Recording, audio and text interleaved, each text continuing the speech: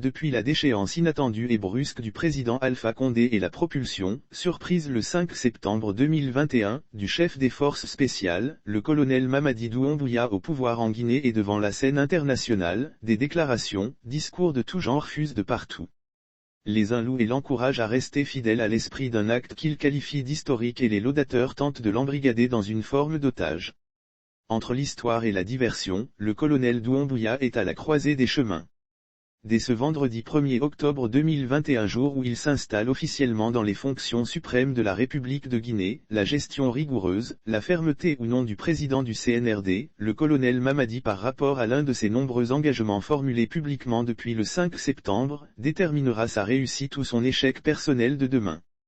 L'hommage rendu au président Ahmed Sékou Touré et Lansana Conté par le recueillement devant leur tombe, la compassion manifestée à l'endroit des familles des victimes des multiples manifestations contre la gouvernance de l'ancien président déchu Alpha Condé et son obstination à mourir au pouvoir, la visite rendue à la première dame du pays, Adjia André Touré, le déplacement chez le Kuntigi Côtier, Eladej Sekouna Souma sont sans doute des messages importants allant dans le sens de la prise de distance et du désaveu de son désormais prédécesseur, Alpha Condé. Comme l'affirme mon frère et professeur Almami Oumar Traoré, c'est un symbole.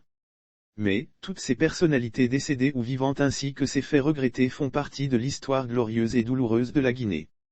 Pour un meilleur avenir de la Guinée que tout le monde réclame et appelle de ses vues et que la classe politique ne cesse de promettre, les esprits lucides ont été surtout marqués par un passage du discours du colonel Mamadi Doumbouya face aux femmes et hommes de médias, lors des consultations qu'il a initiées, sous forme de mise en garde à l'intention de toute la nation, je ne permettrai à personne, alors à personne, de remettre en cause l'unité et la cohésion nationale.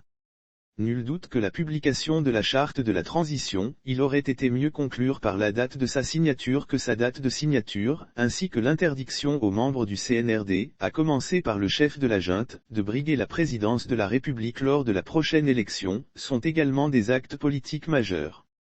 Mais, en Guinée et dans de nombreux pays africains confrontés aux coups de force, ce n'est pas la première fois que les militaires prennent et s'appliquent de telles décisions. L'histoire retiendra que le général Sekouba Konaté a été le premier à s'imposer et à se soumettre à cette mesure d'ordre moral mais et personnel. D'ailleurs, la gestion de la suite, qui a provoqué, le 5 septembre, le premier coup d'État contre un chef d'État vivant en Guinée et entraîné l'irruption du CNRD dans la vie politique, prouve que la non-candidature des dirigeants d'une transition à une élection peut probablement conférer une certaine transparence et crédibilité au scrutin, mais elle n'assure pas forcément un meilleur destin au pays. Pour construire et garantir justement une nation réellement démocratique où l'intégrité, le patriotisme et les compétences seront dorénavant mis en exergue dans un pays où les réflexes ethniques ou régionalistes expliquent et déterminent souvent les attitudes, les opinions, les actions et réactions, les positionnements et même parfois le choix des amis, cet engagement du colonel Mamadi Doumbouya vaut à lui seul le mérite de justifier la prise du pouvoir par le CNRD. D'ailleurs, conformément à l'article 47 de la Charte de la Transition, le serment qu'il doit prêter devant la Cour suprême met l'accent sur la cohésion nationale. Moi, président de la transition, je jure devant le peuple de Guinée de préserver en toute loyauté la souveraineté nationale, de respecter et de faire respecter les dispositions de la Charte de la Transition, la dignité humaine, les lois et règlements de la République, de remplir mes fonctions dans l'intérêt supérieur de la nation, de consolider les acquis démocratiques, de garantir l'indépendance de la patrie et l'intégrité du territoire national. Je m'engage solennellement, et sur mon honneur, à collaborer avec les organes de la transition pour la réalisation et la préservation de la cohésion nationale. En cas de parjure, que je subisse les rigueurs de la loi, je le jure. À cet égard, ce combat devrait être le soubassement de la refondation que les nouveaux maîtres du pays clament nuit et jour devant leurs interlocuteurs guinéens et étrangers et dans les différents discours qu'ils tiennent depuis la prise du pouvoir. Pour tenir cet important engagement, le président du CNRD et ses collaborateurs ont besoin de l'appui de toute la classe politique, de la société civile, des élites, des intellectuels qui sont le phare de la nation et de l'opinion. Cependant, le colonel Mamadi Doumbouya devrait d'abord montrer l'exemple et la voie. Comme par rapport au mouvement de soutien formellement interdit dès les premiers jours, il est urgent que le président du CNRD refuse clairement, catégoriquement de prêter une quelconque attention, la moindre sensibilité à ces discours qui veulent le réduire à une dimension régionaliste sinon ethnique du pouvoir. Face aux propos analphabètes et ignorants faisant croire que le pouvoir est toujours au Mandingue sinon à Cancan ou en Haute-Guinée et qui se multiplient ici et là malheureusement, le président du CNRD doit rapidement marquer la plus grande fermeté, se montrer intransigeant et impitoyable contre les auteurs et commanditaires de ces discours qui ont toujours déchiré le tissu social guinéen sans pour autant rien construire ni bâtir quelque édifice que ce soit chez ses tenants et adeptes. L'histoire de la Guinée est là pour l'attester, jamais le pouvoir, par ses œuvres et réalisations, n'a été régionaliste encore moins ethnique.